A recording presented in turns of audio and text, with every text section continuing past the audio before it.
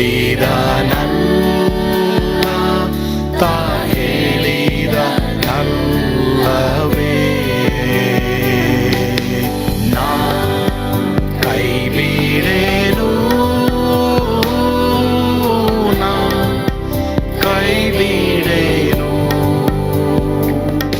ಆ ಮಾತು ಹೇಳಿದನಲ್ಲ, ತಾ ಹೇಳಿದನಲ್ಲವೇ. ಯೇಸು ಕೈ ಬಿಡನು ದೈನಂದಿನ ಸತ್ಯವೇದ ಅಧ್ಯಯನಕ್ಕೆ ನಿಮ್ಮೆಲ್ಲರನ್ನು ಆಹ್ವಾನಿಸುತ್ತೇನೆ. ಈ ದಿನವೂ ಸಹ ನಾವು ನಿತ್ಯ ಜೀವನ ಬಿಗಿಯಾಗಿ ಹಿಡಿದುಕೋ ಈ ಪ್ರಸಂಗದ ಕಂಟಿನ್ಯೂಯೇಷನ್ ಅನ್ನ ನಾವು ಕೇಳಿಸ್ಕೊಳ್ಳೋರಾಗಿರ್ತೇವೆ. ಖಂಡಿತವಾಗಿ ಈ ಒಂದು ಪ್ರಸಂಗ ನಿಮಗೆ ಆಶೀರ್ವಾದವಾಗಿರುತ್ತದೆ.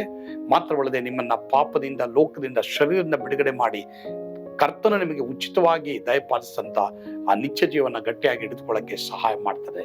ಕರ್ತನು ಆಶೀರ್ವಾದ ಮಾಡಲಿ. ನೋಡ್ರಿ, ಆಶೀರ್ವಾದ ಹೊಂದ್ರಿ. ಕೆಟ್ಟದನ್ನ ನಿರಾಕರಿಸುವಂತ ಯೋಬನ ಹಾಗೆ ನೀನಿರ್ಬೇಕು ಇವತ್ತು. ತಂದೆ ತಾಯಿಗಳೇ, ನಿಮ್ಮೆಲ್ರಿಗೂ ನಾನು ದೇವರ ಹೆಸರಿನಲ್ಲಿ ಹೇಳ್ತಾ ಇದ್ದೀನಿ, ನೀವು ಯೇಸ್ವಾಮಿ ನಂಬಿದ್ರೆ, ನೀವು ದೇವರ ಮಕ್ಕಳಾಗಿದ್ರೆ, ನೀವು ಈ ಸಭೆಗೆ ಬರ್ತಾ ಇದ್ರೆ, ನಿಮ್ಮ ಮಕ್ಕಳು ಏನೇನು ನೋಡ್ತಾ ಇದ್ದಾರೆ ಮೊಬೈಲ್ನಲ್ಲಿ, you have a permission to see what's in their mobile. ಬೇಡ ಬೇಡ ಬೇಡ, ಇದರಿಂದ ನರಕಕ್ಕೆ ಹೋಗಬೇಡಿ. ದೇವರಿಗೆ ಇಷ್ಟ ಇಲ್ಲ ಪ್ರಿಯರೇ, ಇಂಥ ಪಾಪ ಕೃತ್ಯಗಳು ನಮ್ಮನ್ನು ಆಳಬಾರದು. ಇನ್ನೊಂದು ವಾಕ್ಯ ನಿಮಗೆ ತೋರಿಸ್ತೀನಿ, ದಯವಿಟ್ಟು 1 ತಿಮೋತಿ 4ನೇ ಅಧ್ಯಾಯ 8ನೇ ವಚನ ನೋಡಿ. 1 ತಿಮೋತಿ 4:8. ಕೆಲವರೆಲ್ಲ ನನ್ನ ಹಿಂಗು ನೋಡ್ತಾ ಇದ್ದಾರಪ್ಪ, ಕೆಲವರೆಲ್ಲ ಹಿಂಗು ಏನು ಇವನು ಮಾತಾಡೋದು, ಎಂಬಿಡು ಮಾತಾಡೋದೇ ಅನ್ಸು, ಏನು ಹಿಂಗು ನೋಡ್ತಾವ್ರು, ವಿಶ್ವಾಮಿತ್ರ ಕಣ್ತರ ನೋಡ್ತಾವ್ರು, ನನ್ನ ಕಣ್ ತೆಗೆದು ನೋಡ್ದಂಗೆ. 4:8, 1 ತಿಮೋತಿ 4:8. ದೇಹ ಸಾಧನೆಯು ಸ್ವಲ್ಪ ಮಟ್ಟಿಗೆ ಪ್ರಯೋಜನವಾಗಿದೆ, ಭಕ್ತಿಯಾದರೂ ಎಲ್ಲ ವಿಧದಲ್ಲಿ ಪ್ರಯೋಜನವಾದದ್ದು. ಇದಕ್ಕೆ ಇಹಪರಗಳಲ್ಲಿಯೂ ಜೀವ ವಾಗ್ದಾನ ಉಂಟು. ಈ ವಾಕ್ಯವು ನಂಬತಕ್ಕದಾಗಿಯೂ ಸರ್ವಾಂಗೀಕಾರಕ್ಕೆ ಯೋಗ್ಯವಾದದ್ದಾಗಿಯೂ ಇದೆ. ಸರಿ, ಎಲ್ರು ಗಮನ ಇಡಿ. ಭಕ್ತಿಗೆ ಈ ಲೋಕದಲ್ಲಿ ಪರಲೋಕದಲ್ಲಿ ಜೀವ ವಾಗ್ದಾನ ಇದೆ. Practice godliness. ಪ್ರೇಯರ್ ಮಾಡಿ, ಬೈಬಲ್ ಓದ್ರಿ, ಪ್ರಾರ್ಥನೆ ಮಾಡ್ರಿ, ದೇವರಲ್ಲಿ ಬೆಳೆಯಿರಿ. ನಿಮ್ಮ ಮನೆಯಲ್ಲಿ ಕುಟುಂಬ ಪ್ರಾರ್ಥನೆ ಮಾಡ್ರಿ. ಎಷ್ಟೋ ಜನ ನಿಮ್ಮ ಮನೆಯಲ್ಲಿ ಕುಟುಂಬ ಪ್ರಾರ್ಥನೆ ಇಲ್ಲ, ಬಟ್ ದೇವ್ರು ಕೇಳ್ರಿ. ಇನ್ಮೇಲೆ ನಿಮ್ಮ ಮನೆಯಲ್ಲಿ ಕುಟುಂಬ ಪ್ರಾರ್ಥನೆ ಮಾಡಿ. It's very very very important.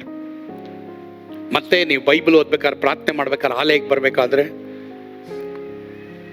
Of ಮಾಡ್ಬಿಡಿ. ಮಹೇಶ್ ಅವರು ಮೊನ್ನೆ ಮನೆಗೆ ಹೋಗಿದ್ದೆ.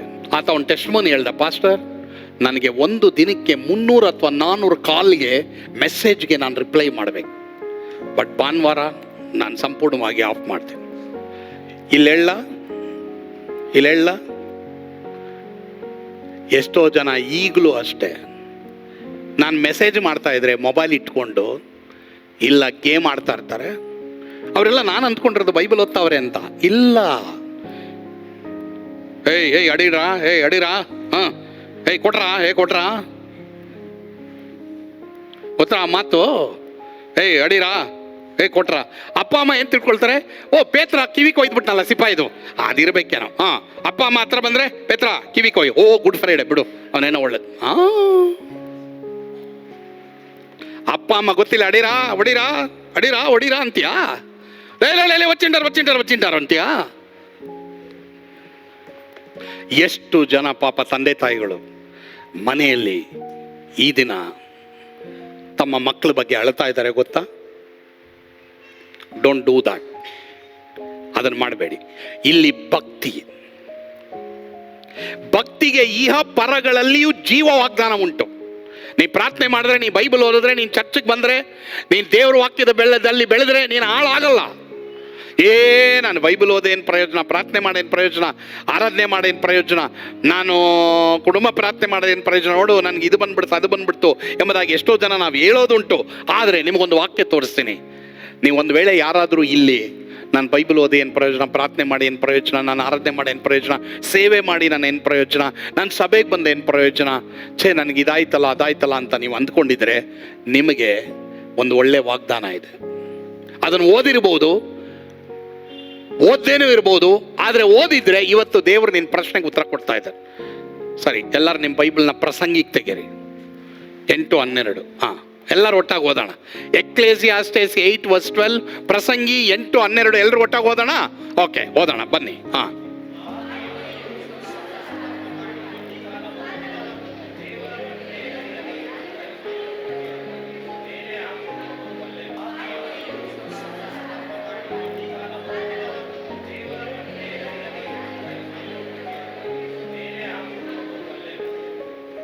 ಆದರೆ ಸರಿ, ಎಲ್ರು ಗಮನ ಇಡಿ. ನೀನ್ ದೇವರಿಗೆ ಹೆದರಿ ನೀ ಭಯಭಕ್ತಿ ಉಳ್ಳವನಾಗಿದ್ರೆ ನಿನಗೆ ಮೇಲೆ ಆಗುತ್ತೆ, ನೀ ಕೆಳಗೆ ಬರಲ್ಲ. ಗಟ್ಟಿಯಾಗಿ ಹೇಳ್ಬೇಕು ಅಲ್ಲೇಲುವೆ ಅಂತ. ಭಯನೇ ಪಡಬೇಡಯ. ನೀನ್ ದೇವರಿಗೆ ಹೆದರ್ತಾ ಇದೆಯಾ, ಭಯಭಕ್ತಿ ಉಳ್ಳವನಾಗಿದ್ಯಾ, ನಿನಗೆ ಮೇಲೆ ಆಗುತ್ತೆ, ನೀ ಕೆಳಗಾಗಲ್ಲ. ಈ ವಾಕ್ಯನ ಅರಿಕೆ ಮಾಡಮ್ಮ ನೀನು.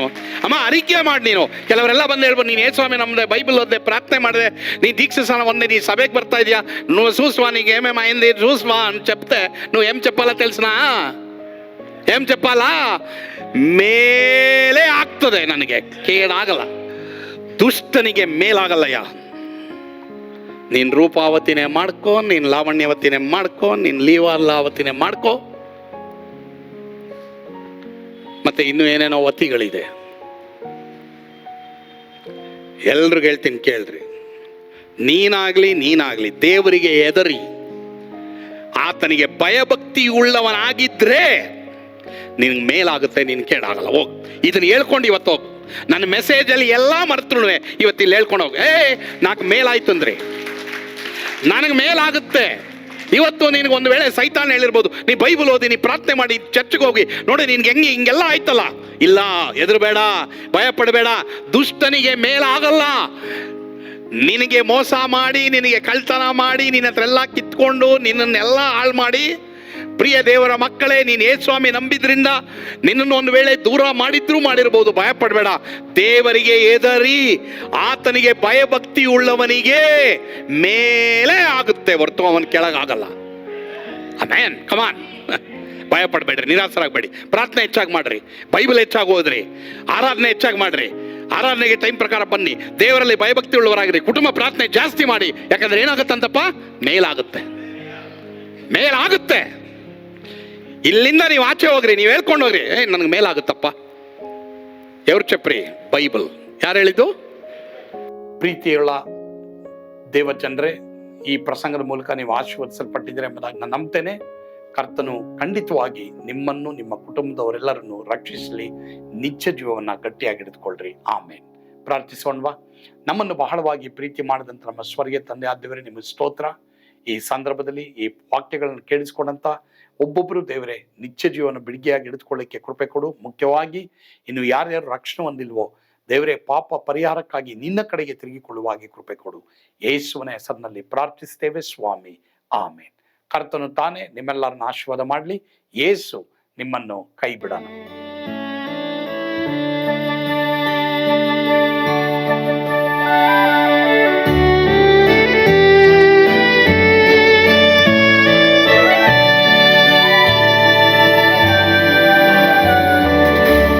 ಎಂಥ ಅದ್ಭುತವಾದ ದಿನ, ನಾನೆಂದಿಗೂ ಮರೆಯೇನು. ಪಾಪಂಧಕಾರದೊಳ್ ಅಲೆದೇನ, ರಕ್ಷಕನ ಕಂಡೇನು. ಕೋಮಲ ಕರುಣೆಯುಳ್ಳ ಯೇಸು ಎನ್ ಕೊರತೆ ನೀಗಿದ. ಕತ್ತಲೆ ಹೋಯಿತು, ಜ್ಯೋತಿಯು ಮೂಡಿತು, ನಾನೀಗ ಧನ್ಯನಾದೆ. ಸ್ವರ್ಗದ ನಂದ ಎನ್ನಾತ್ಮ ತುಂಬಿತು. ಶಿಲುಬೆನಾಥ ಎನ್ ಸ್ವಸ್ಥ ಕೈದನು. ಎನ್ ಪಾಪ ತೋಳೆದ, ಈರುಳ ದಿನಕ್ಕೆ ತಿರುಗಿದ. ಸ್ವರ್ಗದ ನಂದ ಎನ್ನಾತ್ಮ ತುಂಬಿತು.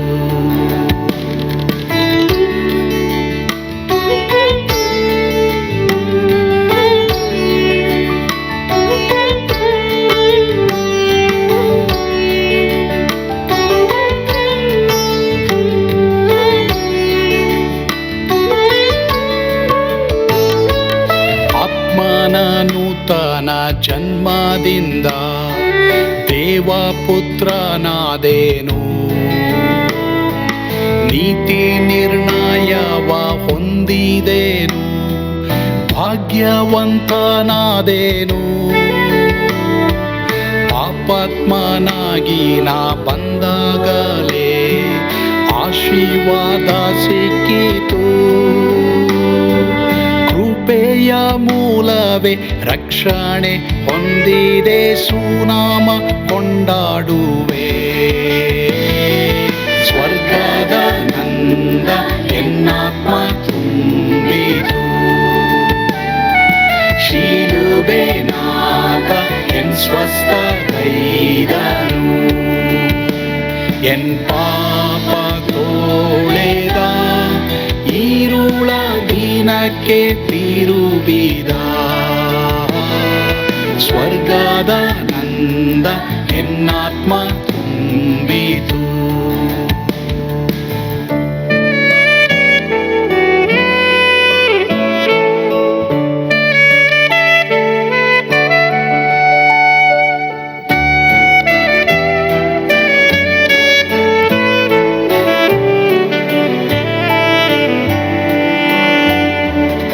ಅನಂತ ನಿರೀಕ್ಷೆ ಏನಾಗಿದೆ, ಕಾಲವು ತೀರಲಾಗಿ. ಸ್ವರ್ಗದ ಭವ್ಯ ಬಿಡಾರದಲ್ಲಿ ನಿತ್ಯವಾಗಿ ಇರುವೆ. ಶಿಲುಬೆ ನನಗೆ ಆಶ್ರಯವೇ, ನಂಬಿಕೆಗಾಧಾರವೇ. ನಿತ್ಯ ಐಶ್ವರ್ಯವ ದಿವ್ಯಾಶೀರ್ವಾದವ ಕರ್ತ ಇವನೇ ನಗೆ. ಸ್ವರ್ಗದ ನಂದ ಎನ್ನಾತ್ಮ ತುಂಬಿತು. ಶಿಲುಬೆನಾಥ ಎನ್ ಸ್ವಸ್ಥಗೈದನು.